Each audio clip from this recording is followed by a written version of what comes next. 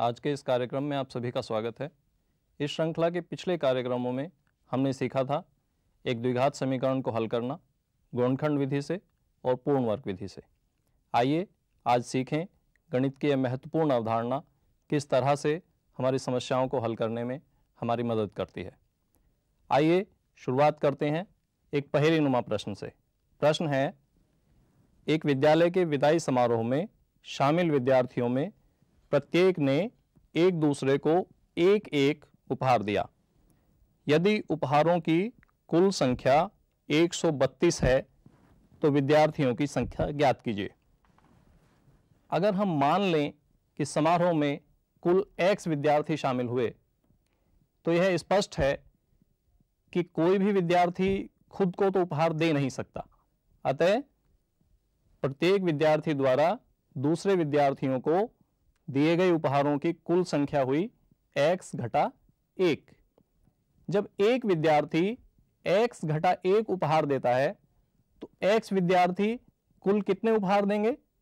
x गुणा x घटा 1 और कुल उपहार दिए गए 132। तो आइए इस समस्या को लिखने का प्रयास करते हैं। माना विद्यार्थियों की संख्या बराबर है x, एक विद्यार्थी द्वारा दिए गए उपहारों की संख्या बराबर होगी x घटा 1। तो x विद्यार्थियों द्वारा दिए गए उपहारों की संख्या हुई x गुणा x घटा 1। अब क्योंकि कुल उपहार दिए गए हैं 132, अतः x और x घटा 1 का गुणनफल 132 होगा। आइए देखें।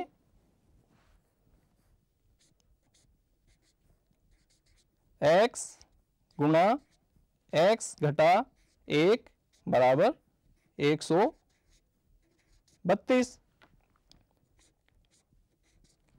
इस कोष्ठक में x की गुणा करें तो हमें मिलता है x की घात 2 घटा x बराबर 132।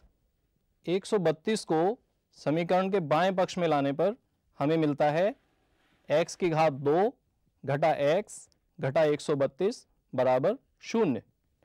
अब x की घात 2 घटा x घटा 132 के गुणनखंड अगर हम करें तो हमें गुणनखंड प्राप्त होते हैं x जमा 11 और x घटा 12। अब क्योंकि इन दोनों गुणनखंडों का गुणनफल 0 है, अतः या तो x जमा 11 का मान 0 है या x घटा 12 का मान 0 है। इनको 0 रखने पर हमें x का मान प्राप्त होता है घटा 11 या x बराबर 12। अर्थात विद्यार्थियों की संख्या या तो घटा 11 है या 12। आप समझ सकते हैं कि विद्यार्थियों की संख्या कभी भी ऋणात्मक नहीं हो सकती। अतः हमें प्राप्त होता है कि समारोह में शामिल विद्यार्थियों की कुल संख्या थी 12। इस प्रकार द्विघात समीकरण के इस हल का प्रयोग कर हम यह जान पाते हैं कि समारोह में कुल 12 विद्यार्थी शामिल हुए थे। इस समस्या का अगर हम विश्लेषण करें तो हमने देखा कि हमने सबसे पहले जिस राशि को हमें ज्ञात करना था हमने उसको माना था x, और उसके बाद जो राशियां हमें समस्या में दी गई थीं हमने उनको समस्या का विश्लेषण कर प्राप्त किया और फिर हमने इनका आपस में संबंध स्थापित किया जो सामान्यतः एक द्विघात समीकरण हमें मिलता है। आइए इसके कुछ पदों को इस प्रकार से समझें। पद 1 में हम ज्ञात की जाने वाली राशि को कोई चर जैसे x मान लेते हैं। फिर समस्या का विश्लेषण कर हम उसमें जो भी ज्ञात राशियां हैं उन्हें लिख लेते हैं और पद 3 में ज्ञात और अज्ञात राशियों में प्रश्न के अनुसार संबंध स्थापित करते हैं जो सामान्यतः एक द्विघात समीकरण होता है। पद 4 में हम द्विघात समीकरण को हल कर अज्ञात राशि का मान प्राप्त कर लेते हैं। विद्यार्थियों, हम प्रत्येक समस्या में इन्हीं 4 पदों के अनुरूप समस्या का विश्लेषण करेंगे और उससे प्राप्त राशियों को एक द्विघात समीकरण के रूप में परिवर्तित करेंगे और उसको हल कर अज्ञात राशि का मान प्राप्त करेंगे। आप जानते हैं परीक्षा में अच्छे अंक प्राप्त करने वाले छात्रों को छात्रवृत्तियां प्रदान की जाती हैं। वैसे ही जो बच्चे खेल कूद में अच्छा प्रदर्शन करते हैं उन्हें छात्रवृत्तियां मिलती हैं। परंतु कई बार ऐसा होता है कि छात्रवृत्ति की राशि कम या ज़्यादा हो जाती है, छात्रवृत्ति के लिए अधिक छात्रों का चयन हो जाता है। ऐसी स्थिति में प्रत्येक छात्र को मिलने वाली राशि में या छात्रों की संख्या में परिवर्तन हो जाते हैं। क्या द्विघात समीकरण इस तरह की गणनाओं को प्राप्त करने में हमारी सहायता करती है? आइए देखते हैं। एक प्रश्न है, 6,500 रुपये छात्रवृत्ति के रूप में कुछ छात्रों में समान रूप से वितरित किए जाने हैं, परंतु 15 अधिक छात्रों का चयन हो जाने से प्रत्येक छात्र को 30 रुपये कम मिले। प्रारंभ में छात्रों की संख्या बताइए। हम पद 1 के अनुसार अगर मान लें कि छात्रवृत्ति के लिए प्रारंभ में चयनित छात्र X थे, तो उस स्थिति में अगर हम देखें तो प्रत्येक छात्र को मिलने वाली राशि थी 6,500 बटे X रुपये। परंतु जब 15 अधिक छात्रों का चयन हो गया तो यह राशि परिवर्तित होकर हो जाती है 6,500 बटे X जमा 15 और अब प्रत्येक छात्र को 30 रुपये कम मिलते हैं।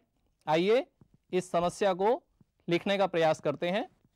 हमने माना था प्रारंभ में छात्रों की संख्या बराबर X, कुल राशि जो वितरित की जानी है वह है 6,500 रुपये। इस स्थिति में अगर यह राशि वितरित की जाए तो प्रत्येक छात्र को मिलेंगे 6,500 बटे X रुपये। परंतु वितरण के समय क्योंकि 15 छात्रों का चयन अधिक हो गया है, अतः अब छात्रों की संख्या है X जमा 15। अब X जमा 15 छात्रों की स्थिति में प्रत्येक छात्र को जो राशि मिलेगी वह होगी 6,500 बटे X जमा 15। प्रारंभ में हमने माना कि छात्रों की संख्या थी X, अतः प्रत्येक छात्र को मिलने वाली राशि होगी 6,500 बटे X। अब प्रत्येक छात्र को 30 रुपये कम मिल रहे हैं और अब मिलने वाली राशि है 6,500 बटे X जमा 15। समीकरण के बाएं पक्ष में लघुत्तम लेने पर लघुत्तम है X और हमें प्राप्त होता है 6,500 घटा 30X बराबर 6,500 बटे X जमा 15। गुणा करने पर हमें प्राप्त होता है 6,500 X घटा 30 X की घात 2 जमा 97,500 घटा 450 X बराबर 6,500 X। अब हम पाते हैं कि समीकरण के दोनों पक्षों में 6,500 X है और दोनों का चिन्ह भी समान है, अतः यह निरस्त हो जाता है और हमें प्राप्त होता है घटा 30 x की घात 2 घटा 450 x जमा 97,500 बराबर 0। समीकरण को दोनों पक्षों में घटा 30 से भाग दें तो हमें समीकरण मिलता है x की घात 2 जमा 15x घटा 3250 बराबर 0। समीकरण के बाएं पक्ष के गुणनखंड करने पर हमें प्राप्त होता है x जमा 65 और x घटा 50 बराबर 0। समीकरण के इन दो गुणनखंडों को 0 से तुलना करने पर हमें मिलता है x बराबर घटा 65 या x बराबर 50। आप समझ सकते हैं कि छात्रों की संख्या कभी ऋणात्मक नहीं हो सकती, अतः x बराबर घटा 65 हमारा उत्तर नहीं हो सकता। छात्रों की संख्या हमें प्राप्त हुई x बराबर 50। अपने दैनिक जीवन में हम सभी अक्सर खरीदने और बेचने की घटनाओं को होते हुए देखते हैं। इन घटनाओं में कभी बेचने वाले और खरीदने वाले को लाभ होता है तथा कभी हानि। इस प्रकार की गणनाओं को करने में भी हम द्विघात समीकरण का प्रयोग कर सकते हैं। कैसे? आइए एक प्रश्न को देखते हैं। प्रश्न है, मोहन को एक दीवार घड़ी 75 रुपये में बेचने पर उतने ही प्रतिशत लाभ होता है जितना घड़ी का क्रय मूल्य है। घड़ी का क्रय मूल्य ज्ञात कीजिए।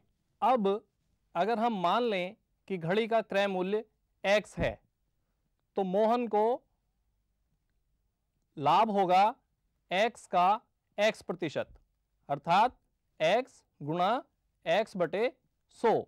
आइए इसे लिखने का प्रयास करते हैं।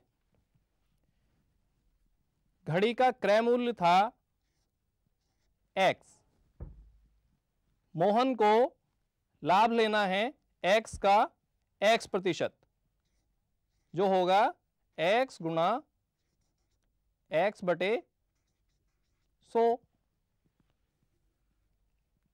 अगर क्रय मूल्य x है और लाभ x की घात 2 बटे 100 तो घड़ी का विक्रय मूल्य होगा x जमा x की घात 2 बटे 100।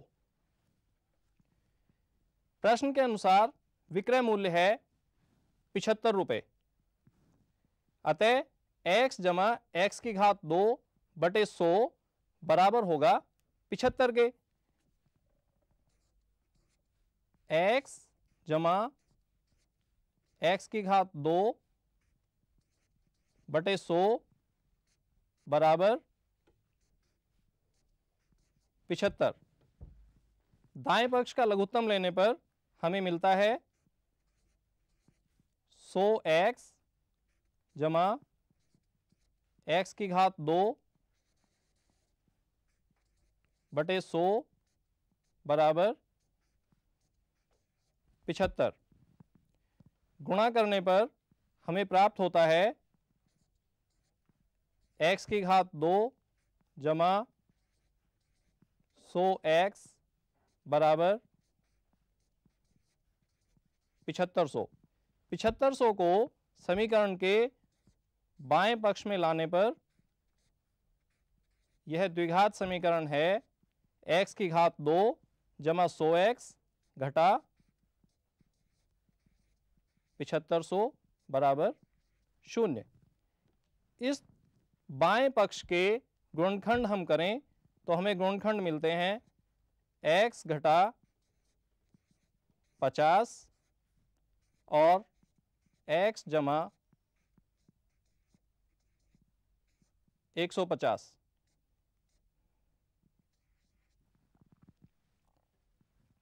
x का मान हमें प्राप्त होता है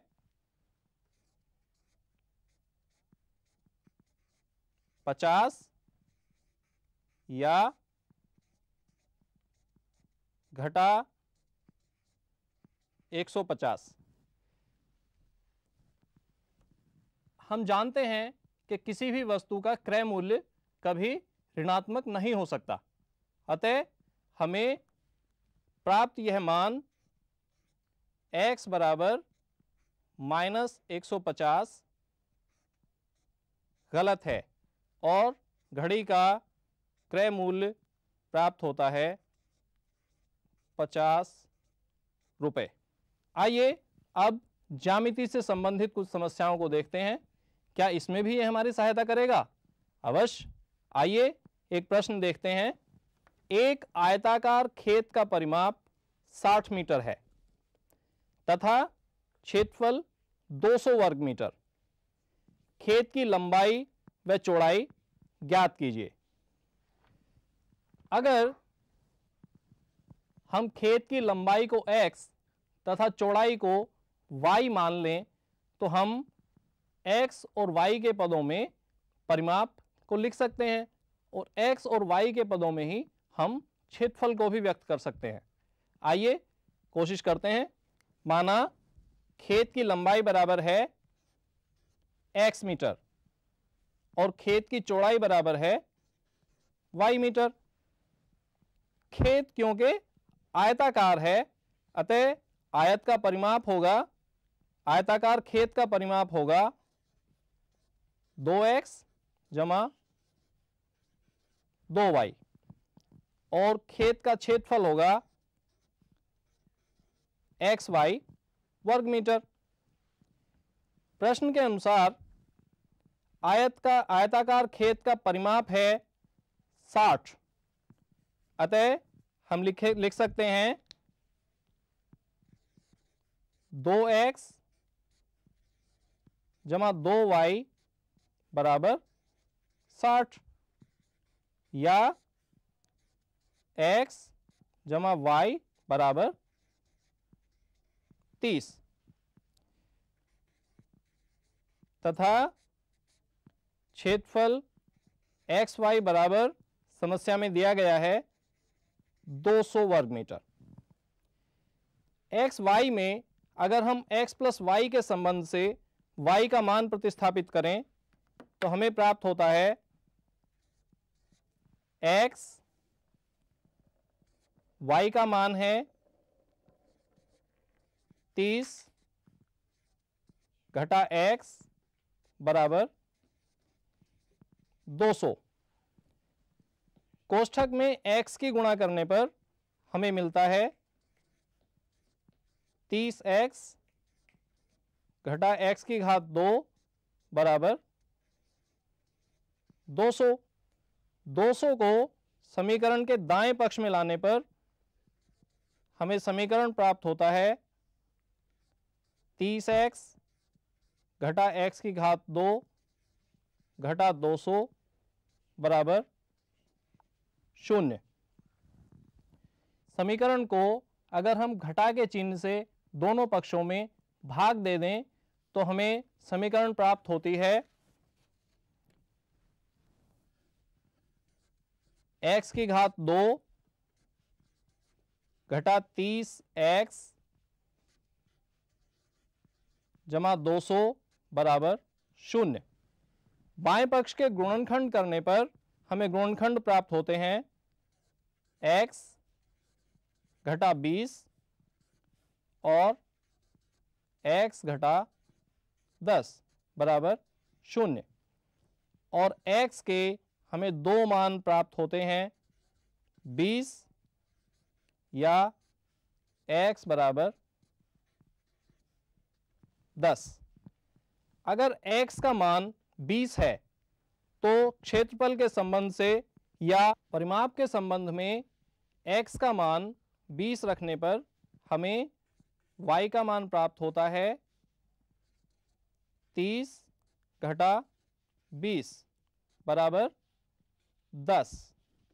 अगर हम x का मान 10 लें तब परिमाप के ही संबंध से हमें y का मान प्राप्त होता है 30 घटा 10 अर्थात 20।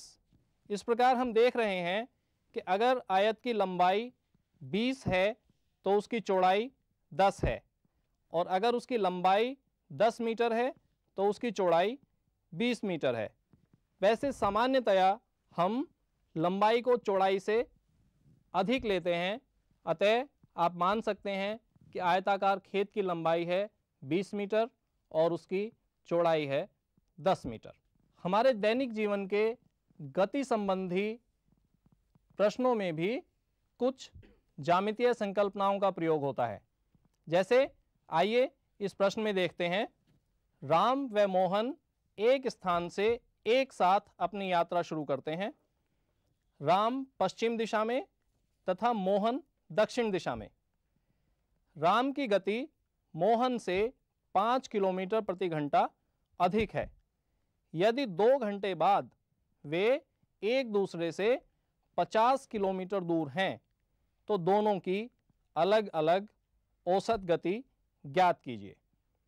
अब अगर हम मान लें कि राम की औसत गति x है तो स्पष्ट है कि मोहन की औसत गति होगी x घटा 5, और 2 घंटे में राम द्वारा तय की गई दूरी होगी 2x किलोमीटर और मोहन द्वारा तय की गई दूरी होगी 2x घटा 10 किलोमीटर।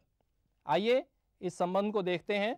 माना राम की औसत गति बराबर x किलोमीटर प्रति घंटा, अतः मोहन की औसत गति होगी x घटा 5 किलोमीटर प्रति घंटा।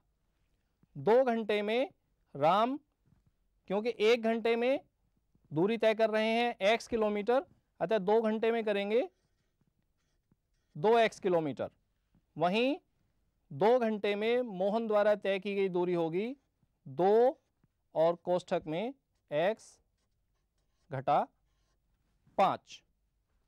राम की गति की दिशा है पश्चिम और मोहन की गति की दिशा है दक्षिण, अतः हम देख रहे हैं कि दोनों की गति की दिशाओं में 90 अंश का कोण बनता है।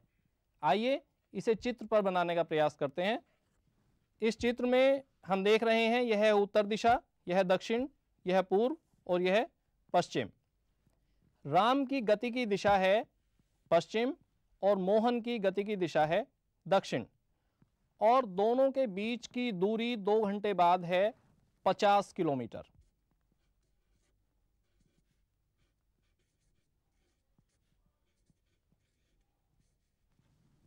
हम देख रहे हैं यह एक समकोण त्रिभुज है जिसके अनुसार लंब और आधार के वर्गों का योग विकर्ण के वर्ग के बराबर होता है। इस संबंध को लिखते हैं 2x का वर्ग जमा 2x घटा 5 का वर्ग बराबर 50 का वर्ग। हमें संबंध प्राप्त होता है 4x की घात 2 जमा 2 का वर्ग होता है 4 और x का वर्ग यानी 4x का वर्ग जमा 5 का वर्ग होता है 25 और 25 गुणा 4 अर्थात 100, और x घटा 5 के पूर्ण वर्ग का तीसरा पद है घटा 10x, जिसको 4 में गुणा करने पर हमें मिलता है घटा 40x बराबर 50 का वर्ग है 2500। 4x की घात 2 जमा 4x की घात 2 हमें मिलता है 8x की घात 2 घटा x का पद है 40x, और 2500 को अगर हम समीकरण के दाएं पक्ष में लाएं तो वह होता है घटा 2500, और घटा 2500 जमा 100 हमें मिलता है घटा 2400 बराबर 0। इस समीकरण को अगर हम 8 से भाग दें तो हमें मिलता है x की घात 2 घटा 5x घटा 300 बराबर 0। समीकरण के दाएं पक्ष के अगर हम गुणनखंड करें तो हमें गुणनखंड प्राप्त होते हैं x घटा 20 और x जमा 15 बराबर है 0। हमें x के दो प्राप्त मान हैं, x बराबर 20 या x बराबर घटा 15। आप जानते हैं कि किसी भी व्यक्ति की गति कभी ऋणात्मक नहीं हो सकती, अतः सही प्राप्त उत्तर है x बराबर 20, x बराबर घटा 15 सही उत्तर नहीं है। x है राम की गति जो 20 किलोमीटर प्रति घंटा है। मोहन की गति जिसको हमने y माना था वह इससे 5 कम है, अर्थात 20 माइनस 5 बराबर 15 किलोमीटर प्रति घंटा। आज के कार्यक्रम में हमने सीखा द्विघात समीकरण को अपनी व्यवहारिक समस्याओं के हल में प्रयोग करना। इस विधि का सबसे महत्वपूर्ण पक्ष है समस्या को द्विघात समीकरण के रूप में परिवर्तित करना, जिसको हम आपको एक बार फिर बता रहे हैं। समीकरण के पद 1 में हम ज्ञात की जाने वाली राशि को x मान लेते हैं। दूसरे पद में हम समस्या का विश्लेषण कर जो भी ज्ञात राशियां हैं उन्हें लिख लेते हैं। तीसरे पद में हम इन ज्ञात और अज्ञात राशियों के बीच संबंध स्थापित करते हैं, जो सामान्यतया एक द्विघात समीकरण होता है, और उसे हल करना आप सीख चुके हैं, जिसे हल कर हम चौथे पद में समस्या का हल प्राप्त कर सकते हैं। आप भी अपनी पाठ्यपुस्तक से या अन्य भी किसी समस्या में द्विघात समीकरण के हल का प्रयोग कर सकते हैं। अपनी समस्याओं के लिए आप अपने अध्यापक से विचार विमर्श कर सकते हैं या हमें लिख सकते हैं। हमारा पता है